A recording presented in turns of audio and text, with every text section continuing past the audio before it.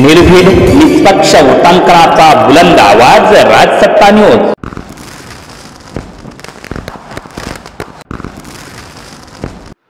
नमस्कार, मी सहदेव जाधव। आपण पाहत आहात राजसत्ता न्यूज।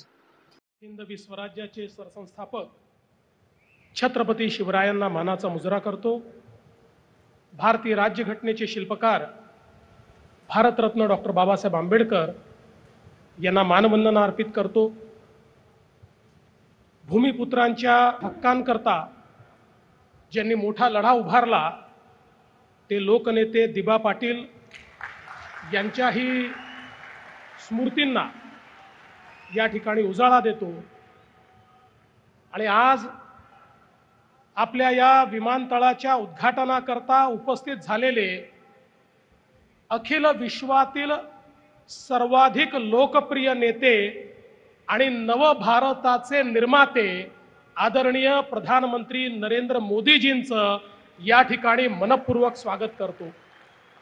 आज मंचावर उपस्थित असलेले माननीय गव्हर्नर साहेब, his excellency ambassador of Japan, आमचे माननीय उपमुख्यमंत्री एकनाथराव शिंदेजी, अजितदादा पवारजी, मंचावर उपस्थित असलेले आपले केंद्रीय मंत्री राममोहन नायडूजी, रामदास आठवलेजी, मुरलीधर मोहोळजी, मंचावरील आमचे सर्व सहकारी मंत्री, सर्व खासदार, आमदार, लोकप्रतिनिधी, विशेष रूपाने हा अतिशय सुंदर एअरपोर्ट ज्यांनी तयार केला ते अडाणी ग्रुपचे गौतमभाई अडाणी आणि या ठिकाणी उपस्थित सर्व माझ्या माता भगिनी आणि बंधूंनो, आजचा दिवस हा स्वप्नपूर्तीचा दिवस आहे।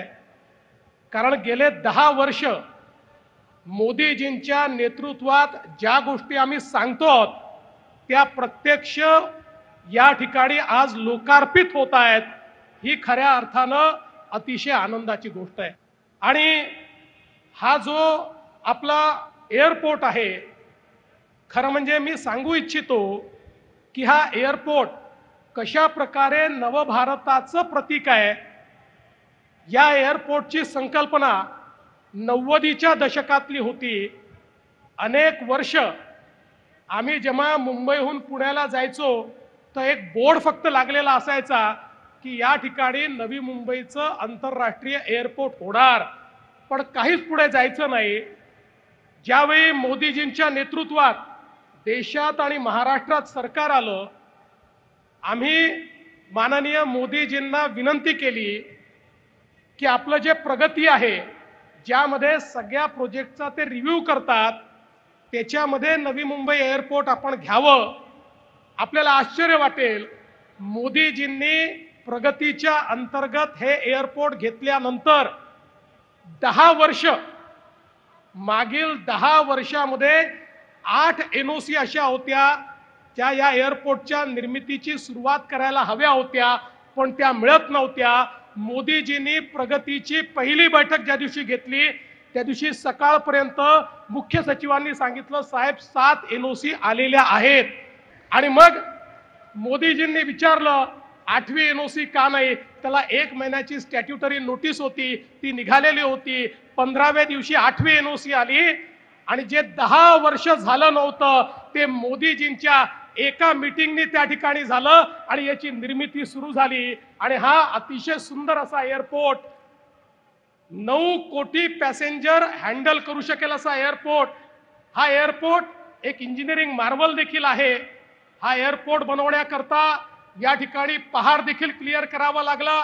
नदी जी आहे त्या नदीला देखील त्या ठिकाणी परिवर्तित करावं लागलं आणि त्यातून आज अतिशय सुंदर असा एअरपोर्ट सुरू झालेला आहे। हा केवळ एअरपोर्ट नाहीये, तर महाराष्ट्र आणि भारताच्या विकासामध्ये एक महत्त्वाची भूमिका हा निभावणार आहे। मी तर असं म्हणेल, केवळ हा एक एअरपोर्ट महाराष्ट्राचा GDP 1% वाढवण्याची क्षमता ठेवतो आणि त्यातनं मोठ्या प्रमाणात आज महाराष्ट्र पुढे जाणार आहे। आणि आपण बघा, एअरपोर्ट होण्याच्या आधीच मोदीजींच्या नेतृत्वात अटल सेतू तयार झालाय आणि आता तर हा पहिला एअरपोर्ट असेल ज्याला वॉटर टॅक्सी देखील मिळणार आहे, म्हणजे इथल्या वॉटर टॅक्सीमध्ये बसून थेट गेटवे ऑफ इंडियाला आपल्याला जाता येईल, कुठलाही ट्रॅफिक या ठिकाणी असणार नाही, अशा प्रकारची व्यवस्था या एअरपोर्टने या ठिकाणी केली आहे. दुसरा महत्वाचा जो आपला प्रकल्प आहे, आपली 40 किलोमीटरची अंडरग्राउंड मेट्रो. ही मेट्रो देखील मोदीजींच्या आशीर्वादाने वेगवेगळे अडथळे पार पाडत गेली.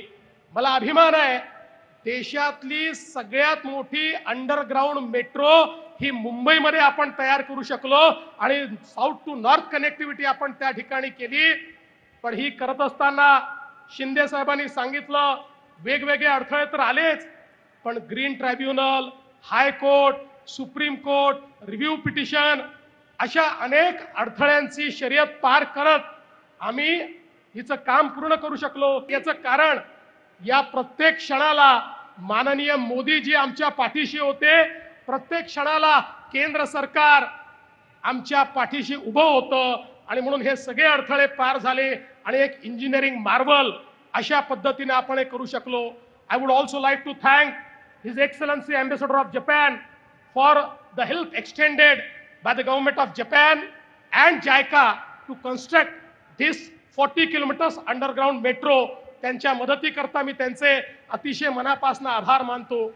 आणि याच सोबत खरं म्हणजे आज एक अजून तिसरं स्वप्न आपलं पूर्ण होत आहे. मोदीजींनी आपल्याला आदेश दिला होता की ट्रान्सपोर्टेशन सिस्टीमचं इंटिग्रेशन झालं पाहिजे. जोपर्यंत सगळ्या ट्रान्सपोर्टेशन सिस्टीम या एका तिकिटावर आणि एका प्लॅटफॉर्मवर येत नाही, तोपर्यंत एंड टू एंड सोल्युशन मिळत नाही आणि त्या ठिकाणी लोकांना फायदा होत नाही. आज आपण मुंबई वन हे आपलं ॲप या ठिकाणी मोदीजींच्या हस्ते लॉन्च करतोय. या ॲपवर मेट्रो असेल, मोनो असेल, बस असेल, वॉटर टॅक्सी असेल, सबअर्बन रेल्वे असेल, सगळ्यांकरता आता एकच तिकीट असेल. एका तिकिटावर आपल्याला सगळीकडे प्रवास करता येईल अशी संकल्पना या ठिकाणी करण्यात आली आहे. त्यामुळे कोणालाही आपण जिथे उभे आहोत तिथपासून आपल्या घरापर्यंत पोहोचण्याकरता जे जे करावं लागेल त्याकरता एका ॲपवर आपल्याला त्याचा ट्रॅव्हल प्लॅन देखील मिळेल आणि त्याचं तिकीट देखील एका ॲपवर आपल्याला या ठिकाणी मिळेल. मुंबईला सुगम बनवण्याकरता आजचा हा कार्यक्रम अत्यंत महत्त्वाचा आहे. आणि यासोबत चौथा कार्यक्रम जो आपण या ठिकाणी करतो, मोदीजींनी जे आमच्या तरुणाई करता स्किल विकसित करण्याकरता कौशल विकासाचा कार्यक्रम हातात घेतला. महाराष्ट्राच्या कौशल विकास मंत्रालयाने अतिशय सुंदर अशी स्टेपची योजना चालू केली आणि जे इमर्जिंग क्षेत्र आहेत, अगदी आमचं एअरपोर्ट असेल किंवा वेगवेगळे इमर्जिंग क्षेत्र असतील, या क्षेत्रांमध्ये आता ज्या संधी येत आहेत या संधी तात्काळ आमच्या तरुणाईला मिळाव्या याकरता अत्यंत सुंदर अशा प्रकारचे शॉर्ट टर्म कोर्सेस हे तयार करण्यात आलेले आहेत, ज्यामुळे हजारो हातांना काम मिळेल आणि त्यातनं आमचा कौशल भारत, आमचा कौशल महाराष्ट्र, कुशल महाराष्ट्र हा आम्ही तयार करू शकू. आज या निमित्ताने आम्हाला या प्रगतीच्या पथावर नेण्याकरता मी प्रधानमंत्री महोदयांचं अतिशय मनापासून आभार मानतो. आमच्या नागरी उड्डाण मंत्रालयाचे देखील आभार मानतो. आताच नायडूजींनी सांगितलं, आता पुढचं आमचं लक्ष जे आहे ते वाढवणचं बंदर, वाढवण पोर्ट जे मोदीजींनी आम्हाला दिलेला एक उपहार आहे, त्याच ठिकाणी देशातला पहिला ऑफशोर अशा प्रकारचा आम्ही एक एअरपोर्ट तयार करतो. आमच्या या नवी मुंबई एअरपोर्ट जवळ तिसरी मुंबई होईल आणि वाढवण जवळ आमची चौथी मुंबई होईल, हा विश्वास मी या निमित्ताने आपल्याला देऊ इच्छितो. आणि यासोबत आमच्या सिडकोचे सगळे अधिकारी, सगळी टीम यांचं मी अभिनंदन करतो. MMRCL आमच्या अश्विनी भिडे ज्यांनी अतिशय चांगलं काम त्या ठिकाणी केलं, त्यांची संपूर्ण टीम, त्यांचंही मी मनापासून अभिनंदन करतो. आमच्या MMRDAने हा जो काही त्या ठिकाणी एक प्लॅटफॉर्म तयार केला त्यांचंही मी अभिनंदन करतो. आणि कौशल्य विकास विभागाचं अभिनंदन करत मी मोदीजींना एवढीच विनंती करतो की मोदीजी, आप हमेशा महाराष्ट्र के पीछे चट्टान की तरह खड़े हैं, इसीलिए महाराष्ट्र आगे जा रहा है. ये महाराष्ट्र रुकने वाला नहीं है और आपका आशीर्वाद भी रुकने वाला नहीं है. ऐसा मैं आपसे प्रार्थना करते हुए फिर एक बार आपका बहुत बहुत स्वागत करता हूं और अपने शब्दों को विराम देता हूं. धन्यवाद. जय हिंद, जय महाराष्ट्र. टच लेझर क्लिनिक, लेझरद्वारे मूळव्याध, फिशर, भगंदर उपचार केंद्र, कॅनडा मेक लेझर मशीनद्वारे उपचार, मूळव्याधचं इंजेक्शन देखील उपलब्ध. पुरुषांसाठी शिश्न शिथिलता घालवून ताठरपणा निर्मिती उपचार, दुर्बिणीद्वारे पित्ताशयाचं ऑपरेशन, अपेंडिक्स, हर्निया, हायड्रोसिल व इतर उपचार सुविधा. तर बघताय काय, आजच संपर्क करा. Doctor Kanade hospital, Nagar Manmad road, ग्रामीण रुग्णालया शेजारी, राहाता, जिल्हा अहिल्यानगर.